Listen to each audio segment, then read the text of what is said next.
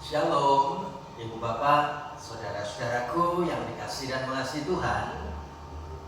Hari ini, Kamis, tanggal 20 Agustus tahun 2020, saya Pendeta Stefanus Lim dari GKI Marta Dirja Purwokerto mau menyampaikan salam hangat untuk kita semua, termasuk bagi kita keluarga besar GKI Marta Dirja, maupun bagi kita para sahabat GKI Marta Dirja yang berada di dalam kota maupun berada di luar kota. Hari ini kita sama-sama akan mengikuti kuliah Alkitab malam. Temanya bekerja dengan gembira. Ayo kita mengawali acara malam ini dengan bareng-bareng kita menyanyi memuji Tuhan ya. Lagunya dari PKJ, Sering Kutanya Pada Diriku. Ayo kita nyanyi bareng-bareng ya. Sering kutanya pada diriku, akhir hidupku yang fana, jangan sampai terbuai jiwaku di dunia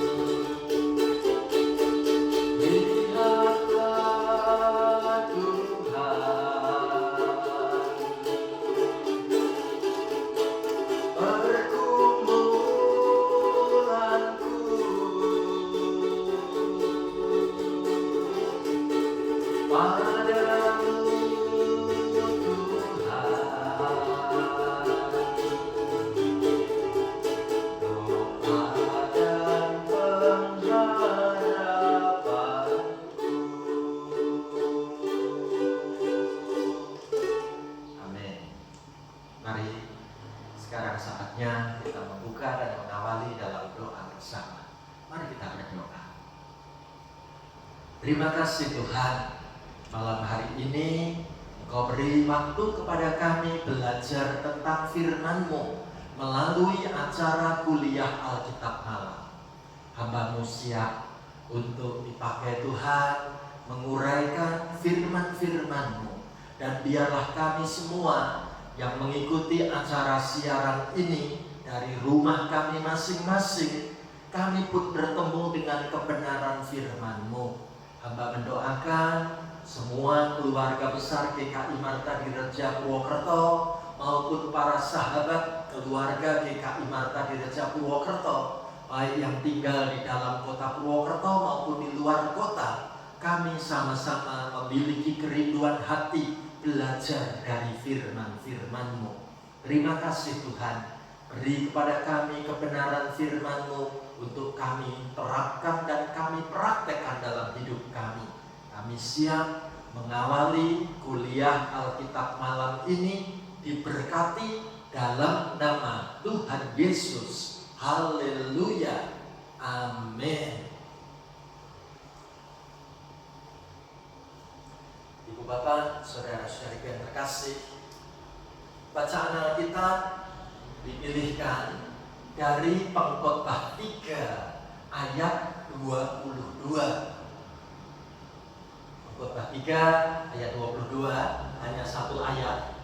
Ayo kita baca bareng-bareng dari rumah kita masing-masing ya. Kita ucapkan sama-sama firman Tuhan begini. Aku melihat bahwa tidak ada yang lebih baik bagi manusia daripada bergembira dalam pekerjaannya, sebab itu adalah bahagianya. Karena siapa akan memperlihatkan kepadanya apa yang akan terjadi sesudah dia. Amin. Sekali lagi, malam ini acara kita dalam acara Kalam akan mengangkat tema bekerja dengan gembira. Ibu bapak, saudaraku, wajah orang gembira itu kira-kira kayak apa ya? Sepertinya bapak ini wajahnya gembira banget ya. Walaupun giginya udah ompong ya, tapi cukup berbekal dengan bulu ya. Ditaruh bulu ayam itu ya, ditaruh di telinga sambil menikmati bersih-bersih telinga. Bapak ini gembira banget ya. Ibu bapak, saudara yang terkasih, dalam masa-masa pandemi seperti ini, seseorang menuliskan kata-kata yang bagus. Tidak bekerja salah, sudah bekerja pun juga salah. Nah, bukankah ini menjadi sikap begitu banyak orang akhir-akhir ini? Ada saja yang dikeluhkan.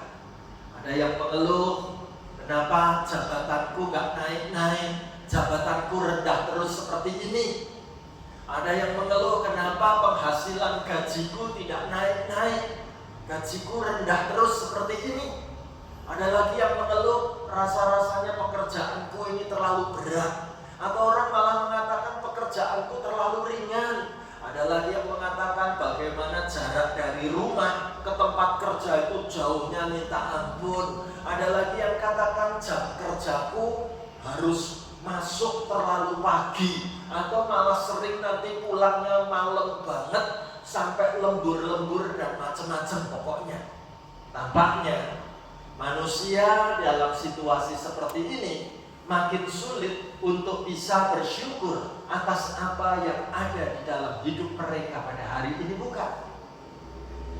Ibu bapak, saudara terkasih, bila kita mau menggali isi Alkitab, kita akan menemukan bahwa Allah ternyata memang tidak menciptakan manusia di dunia ini hanya untuk bersantai-santai. Tetapi kita juga perlu melihat bagaimana Allah menciptakan manusia agar siap bekerja. Mana buktinya? Dalam kitab Kejadian dikatakan bahwa Allah memerintahkan manusia itu untuk mengusahakan bumi. Yang dapat kita artikan, ini adalah perintah Allah supaya manusia bekerja. Jadi bekerja itu memang sudah seharusnya merupakan tanggung jawab hidup kita. Tidak hanya sekedar bekerja, malah bagaimana saudara dan saya, kita semua dipanggil untuk siap kerja keras.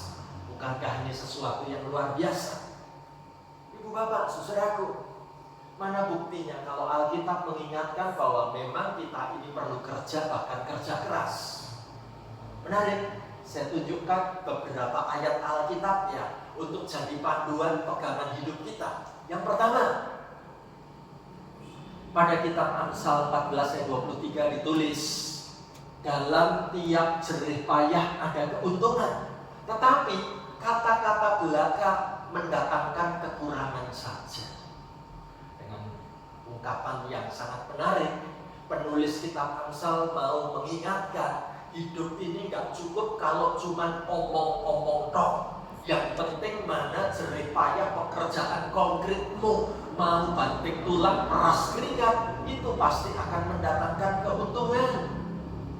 Ayat berikutnya menarik. Dalam kitab 1 Raja-Raja pasal 2 ayat 3 dituliskan, lakukanlah kewajibanmu dengan setia terhadap Tuhan Allahmu, dengan hidup menurut jalan yang ditunjukkannya, dan dengan tetap mengikuti segala ketetapan, perintah, peraturan, dan ketentuannya, seperti yang tertulis dalam hukum Musa, supaya engkau beruntung dalam segala yang kau lakukan dan dalam segala yang kau tuju. Jadi menarik sekali bagaimana dalam kitab Raja-Raja diingatkan kewajiban tidak boleh dilupakan, tanggung jawab mesti dikerjakan dengan sikap taat, mengikuti ketetapan, peraturan, perintah, dan ketentuan Allah. Nanti hasilnya hidupmu sungguh beruntung. Apapun yang kau lakukan sungguh diberkati dalam segala yang kau tuju. Menarik, saya kutipkan lagi kutipan ayat yang ketiga, 2 Timotius 2 ayat 6. Rasul Paulus mengingatkan kepada Timotius dan kepada gereja-gereja yang dilayani saat itu, seorang petani yang bekerja keras haruslah yang pertama menikmati hasil usahanya. Maksudnya, bagaimana kalau diibaratkan memiliki sawah ladang, maka petani yang kerja keras itu pasti bisa menikmati hasil usahanya. Bahkan seharusnya dia adalah mendapat urutan prioritas pertama. Sudah kerja keras, ya mestinya berhak untuk menikmati hasil pekerjaan usahanya, bukan? Saya kutipkan lagi ayat yang keempat, bagian yang keempat dari surat 2 Tesalonika 3 ayat 10. Sebab juga waktu kami berada di antara kamu, kami memberi peringatan ini kepada kamu. Jika seorang tidak mau bekerja, janganlah ia makan. Kepada gereja Kristen di kota Tesalonika, Rasul Paulus mengingatkan pentingnya orang harus kerja. Kalau nggak mau kerja, nggak usah makan. Yang boleh makan itu hanya orang yang memang mau kerja sungguhan. Ayat yang kelima saya tunjukkan lagi sebuah kutipan yang menarik. Yeremia 29 ayat 11. Sebab aku ini mengetahui rancangan-rancangan apa yang ada padaku mengenai kamu. Demikianlah firman Tuhan, yaitu rancangan damai sejahtera dan bukan rancangan kecelakaan, untuk memberikan kepadamu hari depan yang penuh harapan. Tuhan menata supaya dalam setiap pekerjaan kita punya hari depan yang penuh harapan. Tuhan merancangkan pekerjaan-pekerjaan yang terbaik buat kita. Ibu bapak, saudara-saudaraku, ternyata setelah kita bekerja, kadangkala tumbuh perasaan dan timbul rasa, aku kok mulai jenuh, aku kok capek ya, aku rasanya kok kehilangan semangat bekerja ya. Nah, kalau mulai ada tanda-tanda seperti itu, saya akan kutipkan ayat Alkitab yang berikutnya. Apa? Firman Tuhan yang menegur dan mengingatkan kita. 2 Tawarikh 15 ayat 7. Tetapi kamu ini Kuatkanlah hatimu, jangan lemah semangatmu, karena ada upah bagi usahamu. Sangat tegas. Bagaimana firman Tuhan menyemangati. Jangan sampai semangatmu kendor menjadi lemah, karena hanya orang-orang yang kuat mau berjuang dalam pekerjaan. Ada upah menanti bagi setiap usaha pekerjaan ini. Kemudian ayat berikutnya saya tunjukkan bagaimana memotivasi kalau hati kita mulai lemah dan kehilangan semangat. Yesaya 40 ayat 29. Dia, yaitu Tuhan, memberi kekuatan kepada yang lelah dan menambah semangat kepada yang tiada berdaya. Ayo ibu bapak saudara-saudariku, pegang firman Tuhan ini ya, bahwa Tuhan sanggup memberi kekuatan. Kalau kita merasa sudah capek, lelah, Tuhan bisa memompakan semangat yang baru kepada kita yang sudah merasa tidak berdaya. Bahkan ada satu lagi firman Tuhan yang luar biasa mengingatkan kita dari 1 Korintus 10 ayat 13. Mengingatkan pencobaan-pencobaan yang kamu alami ialah pencobaan-pencobaan biasa yang tidak melebihi kekuatan manusia, sebab Allah setia dan karena itu Ia tidak akan membiarkan kamu dicobai melampaui kekuatanmu. Pada waktu kamu dicobai, Ia akan memberikan kepadamu jalan keluar sehingga kamu dapat menanggungnya. Ibu bapak, saudaraku, ada masalah di tempat pekerjaan, jangan takut. Itu cobaan tidak akan melebihi kekuatan kita, kata firman Tuhan. Tuhan akan memberi jalan keluar. Bahkan nasihat firman Tuhan yang luar biasa dalam Yesaya 40 ayat 31. Apa yang diingatkan Tuhan buat kita melalui Nabi Yesaya. Tetapi orang-orang yang menanti-nantikan Tuhan mendapat kekuatan baru. Mereka seumpama raja wali yang naik terbang dengan kekuatan sayapnya. Mereka berlari dan tidak menjadi lesu. Mereka berjalan dan tidak menjadi lelah. Sungguh, kalau kita terus menanti-nanti Tuhan, melibatkan Tuhan dalam masa-masa sulit seperti ini, Tuhan sanggup memberikan kekuatan baru supaya kita bisa tampil seperti Raja Wali yang sanggup naik terbang dengan kekuatan sayapnya, supaya kita tetap bisa berlari, tidak menjadi lesu, kita tetap berjalan dan tidak menjadi lelah. Menarik, Filipi 1 ayat 6, nasihat firman Tuhan mengingatkan begini. Akan hal ini aku yakin sepenuhnya, yaitu Ia yang memulai pekerjaan yang baik di antara kamu akan meneruskannya sampai pada akhirnya pada hari Kristus Yesus. Apa yang sudah dirintis, apa yang sudah dimulai di tempat pekerjaan itu, teruskan sampai nanti hari Kristus Yesus datang. Sungguh pekerjaan ini membutuhkan ketelatenan dan keuletan. Firman Tuhan mengingatkan lagi dalam Lukas 16 ayat 10. Apa yang perlu diingatkan buat kita? Barang siapa setia dalam perkara-perkara kecil, ia setia juga dalam perkara-perkara besar. Dan barang siapa tidak benar dalam perkara-perkara kecil, ia tidak benar juga dalam perkara-perkara besar. Bagaimana pekerjaan anak-anak Tuhan itu justru mesti diawali merintis dari yang kecil dulu, ditelateni. Tuhan akan tambahkan tanggung jawab dan kemampuan yang tambah besar, makin besar, dan Tuhan libatkan dalam urusan-urusan yang terus semakin bertambah besar. Ibu bapak, saudara yang terkasih, sekarang muncul sebuah pertanyaan. Bagaimana kalau aku mulai goyah di tempat pekerjaan? Aku mulai merasa bimbang. Dengarkan firman Tuhan dari 1 Korintus 15 ayat 58. Firman ini biar meneguhkan hati kita. Karena itu, saudara-saudaraku yang terkasih, berdirilah teguh, jangan goyah, dan giatlah selalu dalam pekerjaan Tuhan. Sebab kamu tahu bahwa dalam persekutuan dengan Tuhan, jerih payahmu tidak sia-sia. Ayo, tetap berdiri teguh, jangan goyah. Libatkan Tuhan dalam semua pekerjaan-pekerjaanmu. Karena kalau engkau terus bersekutu dengan Tuhan, jerih payahmu tidak akan sia-sia. Nasihat firman Tuhan berikutnya dalam kitab Ulangan 8 ayat 18. Apa yang terjadi kalau kita mulai menanjak dalam pekerjaan, makin mapan, makin berkelimpahan, apa yang mesti kita lakukan? Ingat firman Tuhan ini. Tetapi haruslah engkau ingat kepada Tuhan Allahmu, sebab Dialah yang memberikan kepadamu kekuatan untuk memperoleh kekayaan, dengan maksud meneguhkan perjanjian yang diikrarkannya dengan sumpah kepada nenek moyangmu seperti sekarang ini.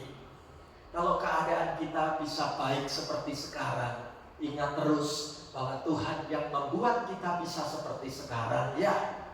Nah, ada firman Tuhan yang juga luar biasa dalam Yesaya 41 ayat 10.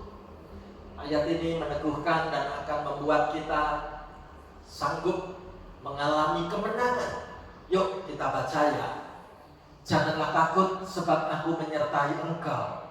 Janganlah bimbang sebab aku ini Allahmu. Aku akan meneguhkan, bahkan akan menolong engkau. Aku akan memegang kau dengan tangan kananku yang membawa kemenangan. Ada tangan Tuhan yang siap menggandeng. Ada tangan Tuhan yang siap menopang. Ada tangan Tuhan yang benar-benar akan menuntut supaya kita mengalami kemenangan lewat pergumulan-pergumulan di tempat pekerjaan. Kemudian Amsal 18 ayat 14. Ayat ini menarik. Ayo kita perhatikan. Orang yang bersemangat dapat menanggung penderitaan, tetapi siapa akan memulihkan semangat yang patah? Ibu bapak, saudaraku, ayat ini mau mengingatkan bicara tentang soal semangat, soal kerinduan hati, soal passion. Apakah aku bekerja dengan penuh semangat walaupun aku harus bertemu dengan penderitaan? Semangat itu sangat utama. Mana buktinya? Ayat ini mau menunjukkan buat kita, Amsal 17 ayat 22. Hati yang gembira adalah obat yang manjur, tetapi semangat yang patah mengeringkan tulang. Saudaraku, mulai semakin jelas bagaimana dalam hidup ini kita nggak boleh kehilangan kegembiraan. Bagaimana kita tetap punya hati yang gembira dan jangan sampai semangat itu habis di tengah jalan. Itu sebabnya malam ini dalam acara kuliah Alkitab malam, saya sengaja memilih topik bekerja dengan gembira. Ayo kita sekarang memperhatikan pendalaman Alkitab dari bacaan yang akan menjadi dasar kalam malam ini. Apa bacaan yang tadi kita baca? Bareng-bareng ya. Kita baca firman Tuhan begini. Aku melihat bahwa tidak ada yang lebih baik bagi manusia daripada bergembira dalam pekerjaannya, sebab itu adalah bahagianya. Karena siapa akan memperlihatkan kepadanya apa yang akan terjadi sesudah dia. Ibu bapak, saudaraku, untuk menjelaskan firman Tuhan ini, saya akan mengawali dengan cerita tentang seorang supir angkot. Cerita yang menarik. Seperti apa kisah tentang seorang supir angkot? Bagaimana seorang penulis menceritakan, Pak Pendeta, saya mengenal seorang supir angkot, umurnya kira-kira 40 tahun. Menarik loh Pak Pendeta. Supir angkot ini seorang sarjana. Bahkan dia dulu sempat kerja di perusahaan dengan penghasilan yang mapan dan baik banget. Nah, supir angkot ini bercerita, suatu hari perusahaannya tempat dia bekerja mengalami kebangkrutan, sehingga dia pun kehilangan pekerjaan di perusahaan itu. Dan kita sama-sama tahu gak gampang untuk melamar kerja lagi kemana-mana. Sementara di rumah, anak dan istri harus dicukupi kebutuhannya. Apa yang dilakukan laki-laki umur 40 tahun ini? Dia memilih, memutuskan, aku mau kerja, jadi supir angkot pun aku siap. Dan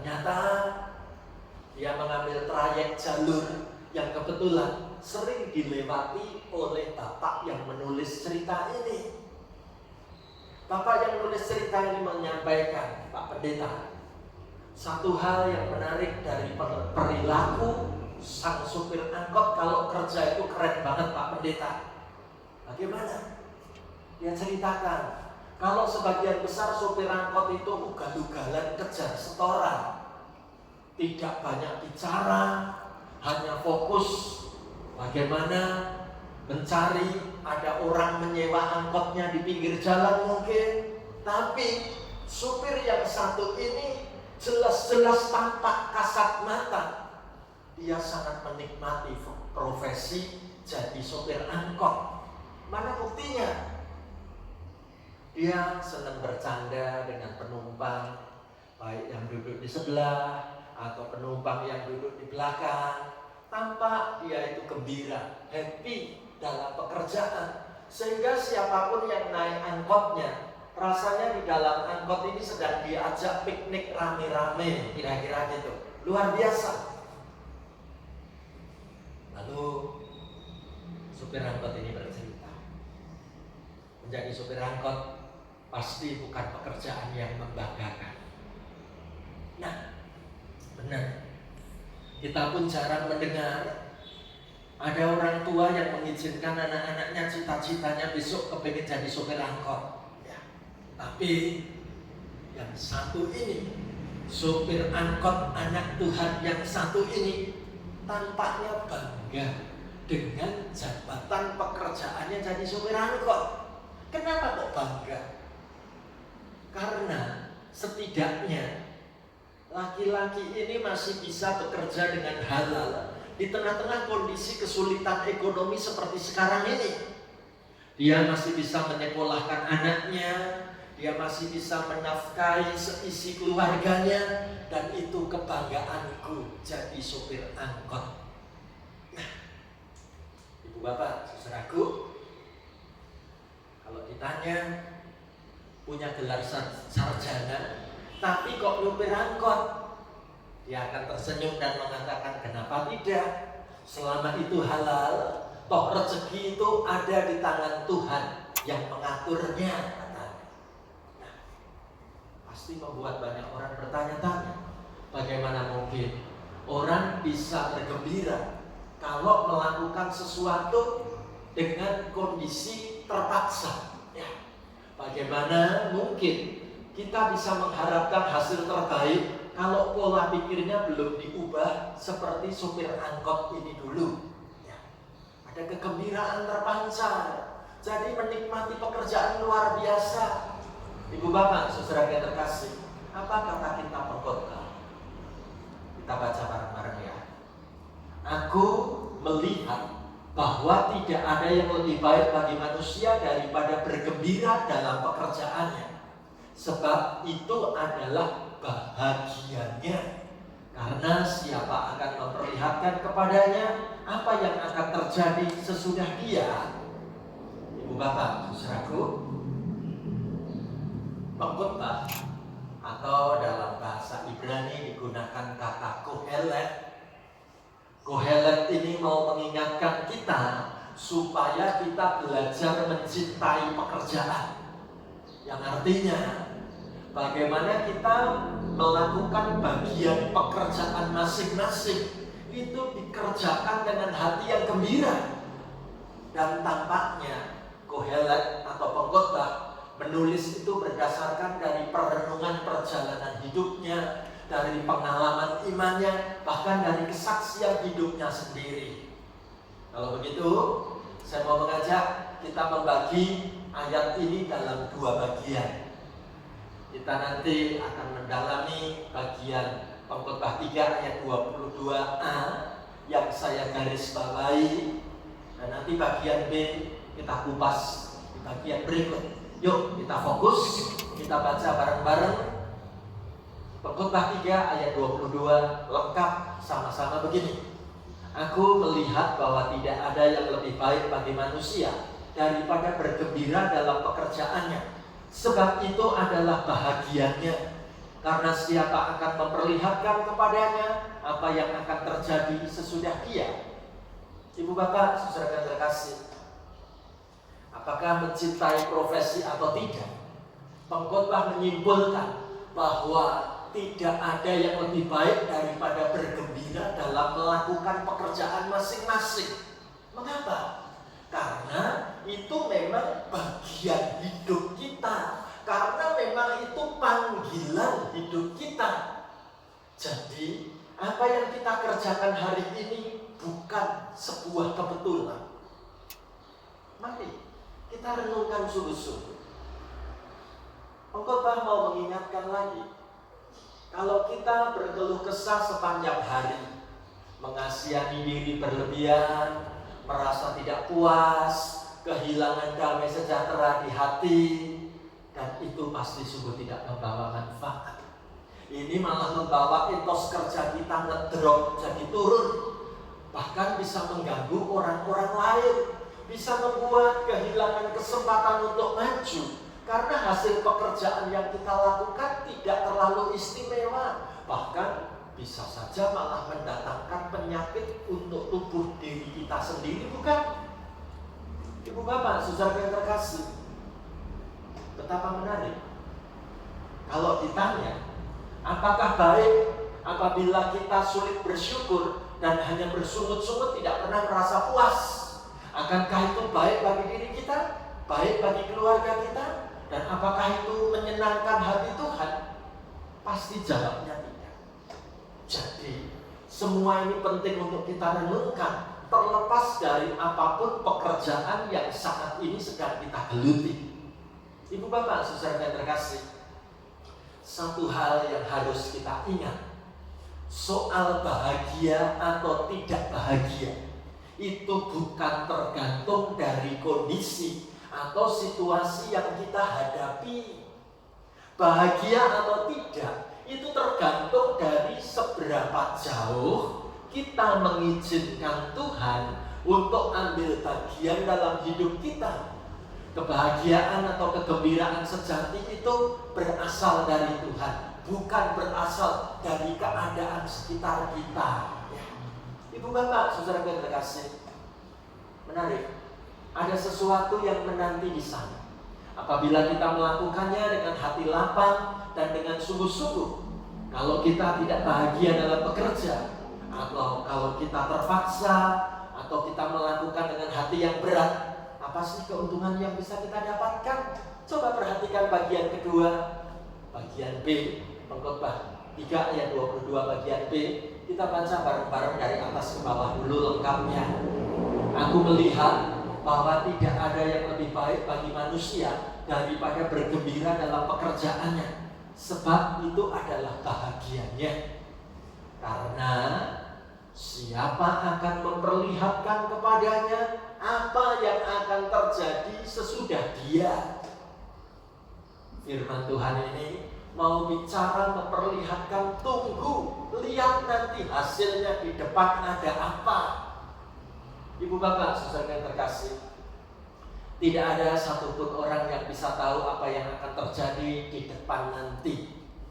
Saya tidak berbicara mengenai kekayaan materi saja, karena itu sangatlah sempit.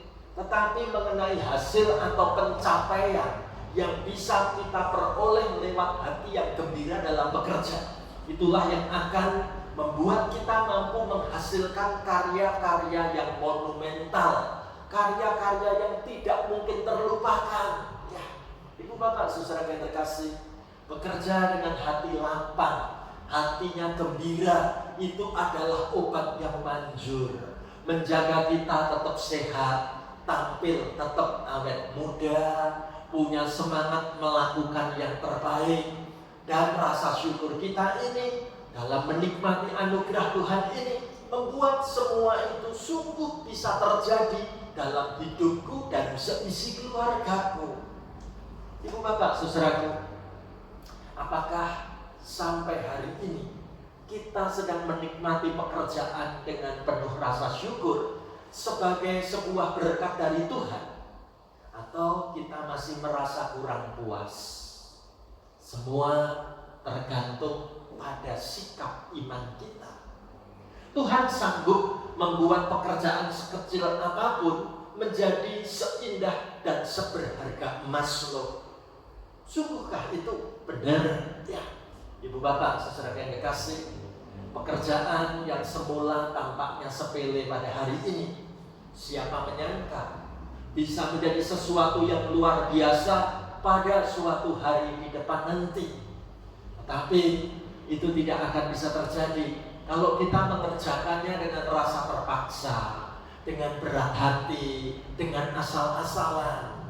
Apa yang tampaknya biasa saja, kalau dikerjakan dengan baik, bisa menjadi sumber melimpahnya berkat Tuhan kepada kita, bukan? Ibu Bapak, saudara yang terkasih, kalau Tuhan berkenan dan senang kepada usaha yang serius dari pihak kita, kenapa tidak kita kerjakan? Pekerjaan yang kata orang biasa belum tentu sama di mata Tuhan. Tidak ada pekerjaan rendah, tidak ada pekerjaan yang tidak bisa diberkati Tuhan secara luar biasa. Ini saya mengimani. Ibu Bapak, saudaraku, mungkin ada saat ini di antara kita yang mulai merasa jenuh dalam pekerjaan. Mungkin ada yang merasa bahwa pekerjaanku saat ini tidak cukup baik. Kalau itu hanya dikerjakan dengan terpaksa, apalagi hanya pokoknya aku bisa cari nafkah. Tapi malam ini saya ingin mengingatkan bahwa Tuhan tidak akan pernah kekurangan cara untuk memberkati kita. Saudaraku, yang dituntut dari kita adalah kerja dengan sungguh-sungguh, dengan segenap hati seperti untuk Tuhan dan bukan seperti untuk manusia. Kolose 3 ayat 23. Akan menjadi sangat sulit untuk bisa sampai ke tahap seperti ini apabila kita tidak punya hati yang gembira dalam melakukannya, bukan? Jadi tinggi rendahnya pendapatan bukan alasan untuk bergembira atau tidak bergembira. Saya sudah beberapa kali bertemu dengan orang-orang yang dalam pandangan dunia dianggap melakukan pekerjaan kasar, dinilai pekerjaannya rendah. Tetapi ternyata mereka tetap saja bisa bersuka cita dalam melakukannya, dan itu mendatangkan hasil yang baik dan bagus banget. Akibatnya karir mereka pun bisa terus meningkat dalam pekerjaan. Namun sebaliknya tidak jarang kita melihat keluarga yang hancur, hidup orang jauh dari bahagia, padahal mereka punya kekayaan yang besar. Kalau begitu, kenapa kita tidak mencoba meneteskan setitik cinta pada pekerjaan kita? Ini sebuah harapan yang keren banget. Apapun itu pekerjaannya, mengucap syukurlah atas pekerjaan tersebut kepada Tuhan. Lakukanlah dengan hati gembira segala yang jadi tugas bagian tanggung jawab kita. Lalu lihatlah bagaimana luar biasanya Tuhan sanggup memberkati kita lewat apapun yang sedang kita kerjakan. Mari belajar untuk bersyukur, mari menikmati pekerjaan kita bersama Tuhan dengan hati yang gembira. Sekali lagi, ayat ini menjadi pegangan hidup kita. Yuk kita ucapkan bareng-bareng ya.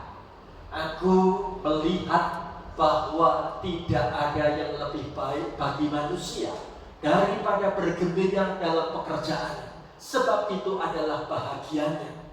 Karena siapa akan memperlihatkan kepadanya apa yang akan terjadi sesudah dia. Saya ingin menutup kalam ini dengan kisah cerita yang menarik. Kisah ceritanya begini. Ada seorang tukang jualan tape dan seorang yang kerjanya jualan roti bakar. Kita sebut saja tukang tape dan tukang roti bakar. Tiap hari mereka keliling dari gang ke gang. Mereka menawarkan dan menjajakan barang dagangannya. Kita lihat, tukang tape itu jualan selalu terlihat dengan wajah tersenyum, menawarkan tapenya dengan gembira dan dengan ramah sekali. Tapi sebaliknya, tukang roti itu jarang terlihat tersenyum, wajahnya kelihatan baru menanggung beban berat. Pertanyaan saya, apakah dengan senyum dagangannya pasti laku lebih banyak? Oh, belum tentu. Sebaliknya, apakah kalau kurang senyum bisa membuat dagangannya kurang laku? Oh, belum tentu juga. Bukankah ada banyak faktor yang bisa mempengaruhi laris atau tidaknya dalam hal berjualan? Contoh, misalnya sudah menawarkan dengan semangat, dengan ramah, dengan gembira pada setiap orang, tapi kurang laku juga. Ternyata orang ini jualan es saat musim hujan, berarti waktunya kan gak cocok. Mau ramah, mau semangat kayak apa ya pasti omsetnya tidak bisa mencapai banyak-banyak lah. Orang salah jualannya, mosok hujan malah jualan es ya. Lalu kita bertanya-tanya, Pak Stefanus, kalau gitu apa gunanya semangat kerja, apa gunanya tersenyum, apa gunanya gembira? Benar ya? Kita menilai dulu. Apakah berarti Bapak penjual tape yang ramah dan tersenyum itu nggak punya beban berat?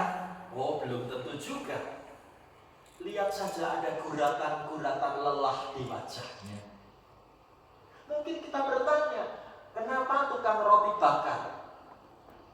Apakah perlu berjualan dengan gembira? Sedangkan hal itu juga tidak serta membuat dagangannya bakal dijamin laris. Saudaraku, kesimpulan menarik ada di bagian kalimat. Bekerja dengan gembira memang tidak mendadak semua jadi lancar-lancar saja dan tidak menjamin semua pekerjaan beres seketika. Tapi minimal bekerja dengan gembira itu membuat hati jadi riang, badan jadi ringan dalam menjalani kerja hari itu. Ingat baik-baik, Tuhan mau kita bekerja dengan gembira. Sungguh seperti topik kalam malam ini. Apakah aku gembira dalam semua tugas pekerjaanku? Kalau kita katakan aku mau gembira, aku mau sungguh-sungguh memiliki sukacita. Ada sebuah lagu yang menceritakan tentang sukacita. Berlimpah sukacita di hatiku. Saya pakai alat musik ukulele lagi ya. Ada 2 bait. Kita mau nyanyi bareng-bareng, berlimpah sukacita di hatiku. Berlimpah sukacita di hatiku, di hatiku, di hatiku. Berlimpah sukacita di hatiku, tetapi hatiku, aku bersyukur, bersukacita. Kasih Tuhan diam di dalamku. Aku bersyukur, bersukacita. Kasih Tuhan diam di dalamku. Damai sejahtera melampaui akal di hatiku. Di hatiku, di hatiku. Damai sejahtera melampaui akal di hatiku. Tetap di hatiku, aku bersyukur, bersukacita. Kasih Tuhan diam di dalamku. Aku bersyukur, bersukacita. Kasih Tuhan diam di dalamku. Aku bersyukur, bersukacita. Kasih Tuhan diam di dalamku. Aku bersyukur, bersukacita. Kasih Tuhan diam di dalamku. Mari kita menutup malam ini dengan kita berdoa bersama. Terima kasih Tuhan Yesus. Malam ini Engkau mengajarkan kepada kami untuk kami memiliki semangat dan kegembiraan di semua tugas pekerjaan yang kami lakukan. Apapun pekerjaan yang Tuhan beri kepada kami, hamba mendoakan semua anak-anak-Mu yang mengikuti acara siaran kalam ini. Tambahkan di hati kami semangat dan kegembiraan Tuhan untuk melakukan tugas dimanapun kapanpun dan apapun yang kami lakukan, kami melibatkan Tuhan dalam segala-galanya. Terpancar kegembiraan, terpancar sukacita. Kami sedang menularkan semangat yang baik kepada siapapun. Berkati pekerjaan anak-anak-Mu Tuhan. Hamba mendoakan di tengah-tengah situasi masa pandemi seperti ini, ada banyak tantangan kesulitan di tempat pekerjaan kami.